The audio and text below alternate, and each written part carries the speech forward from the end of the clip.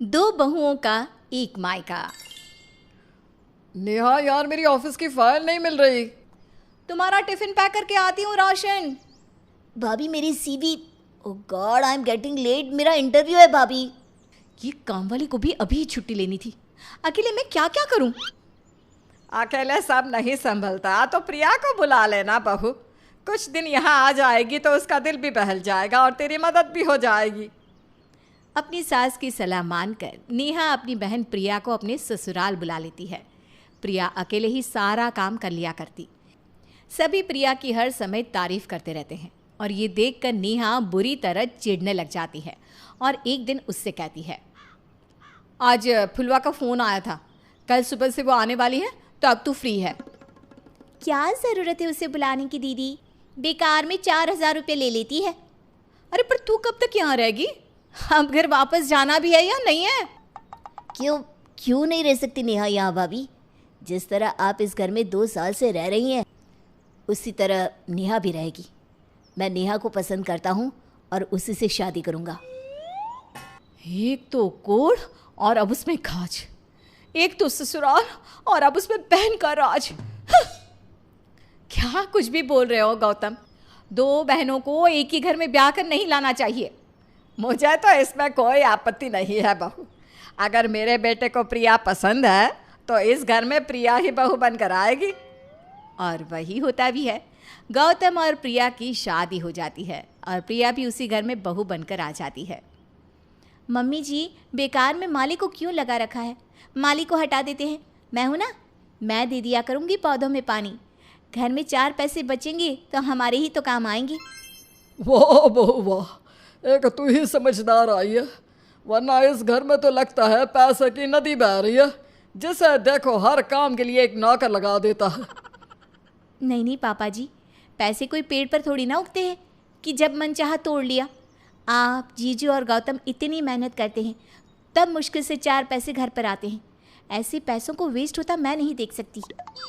घर पर आती ही प्रिया सभी नौकरों को हटा देती है और बचत में घर चलाना शुरू कर देती है। शादी के कुछ दिन बाद मैं सोच रही थी क्यों ना आज हम डिनर बाहर करें। क्यों बेकार का खर्चा करना है दीदी? मैं अभी बिल्कुल होटल जैसा खाना बनाकर तैयार कर देती हूँ। प्रिया की बात सुनकर नेहा अब बुरी तरह चिढ़ जाती है। अपने कमरे में जाकर अपनी माँ को कॉल लगाकर कहती है, अब बहुत हुआ मम्मी, प्रिया मेरी देवरानी क्या बन गई? अपने लक्षण ही बदल लिए उसने। भले ही सगी बहन हो पर देवरानी देवरानी होती है। अब मैं एक छत के नीचे इस लड़की के साथ नहीं रह सकती। मैं आ रही हूँ मायके। अरे बेटा, पर मेरी बात तो सुन।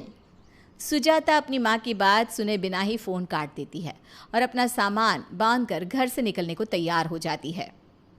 कहाँ जा रही हो बहू? न पूछा न बताया। जेठानी बनी हो तुम, सास नहीं बन गई। माँ जी, वो मम्मी की तबीयत कुछ ठीक नहीं है ना, मुझे मायके जाना होगा। मम्मी तो बिल्कुल ठीक है दीदी, अभी आधे घंटे पहले ही तो मेरी उनसे बात हुई है। और वैसे भी शाम को मैं उनसे मिलने जा ही रही हूँ। देखिए, मेरे बैग तो कब से रेडी हैं। एक ही मायका है हम लोगों का, ये कैसे भूल गई मैं। हाँ बहू, वैसे भी पग फेरे के लिए भी प्रिया अपने मायके नहीं गई थी। आते ही काम काज में लग गई थी बेचारी। अब जब प्रिया वापस आ जाएगी ना तब तू चले जाना मायके। ये कहाँ फंस गई मैं, न यहाँ की रही न वहाँ की। चलो अच्छा है, मायके चली जाएगी तो कम से कम ससुराल में फिर से मेरी ही पूछ हो जाएगी। अगले दिन नेहा फिर से सभी नौकरों को काम पर बुला लेती है। क्या ज़रूरत है बहू फिर से इतने नौकरों को रखने की? एक ही घर की हो ना तुम दोनों। पर कहाँ प्रिया, कहाँ तुम। एक बेचारी पैसे बचा कर चलती है और तुम्हें तो पैसे खर्च करने होते हैं। हर तरफ प्रिया की बढ़ाई सुनकर नेहा पूरी तरह से पक चुकी थी। अब कुछ तो करना ही पड़ेगा, अब पानी सर से ऊपर हो चुका है। पहला बच्चा तो मायके में ही पैदा करते हैं ना। अगर मैं सासू माँ से ये कह दूँ कि मैं माँ बनने वाली हूँ तो कम से कम 9 महीने के लिए मैं आराम से मायके में आराम तो कर सकूँगी। और प्रिया यहाँ पर सारा काम अकेले करेगी, तब उसकी अकल ठिकाने आ जाएगी। नेहा बाथरूम में जाती है और ज़ोर ज़ोर से उल्टियाँ करने लगती है। अरे बहू, क्या हो गया तुझे अचानक? ज्यादा काम आ गया क्या तुझ पर? जा आराम कर, मैं डॉक्टर को बुला कर लाता हूँ। नहीं नहीं ससुर जी, ये बात नहीं है। ये तो खुशी की बात है, आप दादा बनने वाले हैं। नेहा की बात सुनकर उसके ससुराल में खुशी की लहर दौड़ जाती है और तभी नेहा के मायके से कॉल आता है। बधाई हो समधन जी, आप दादी बनने वाली हैं। अरे पर आपको किसने बताया? अभी जब प्रिया बेहोश हुई ना, तभी डॉक्टर ने बताया कि वो माँ बनने वाली है। मैं तो कह रही थी कि पहला बच्चा तो ऐसे भी मायके में ही होता है, तो मैं प्रिया को यहीं रख लेती हूँ, ठीक है ना? एक नहीं दो खुशखबरी है, क्योंकि नेहा भी माँ बनने वाली है। तो आपकी दोनों बेटियों का ख्याल तो आपको ही रखना होगा।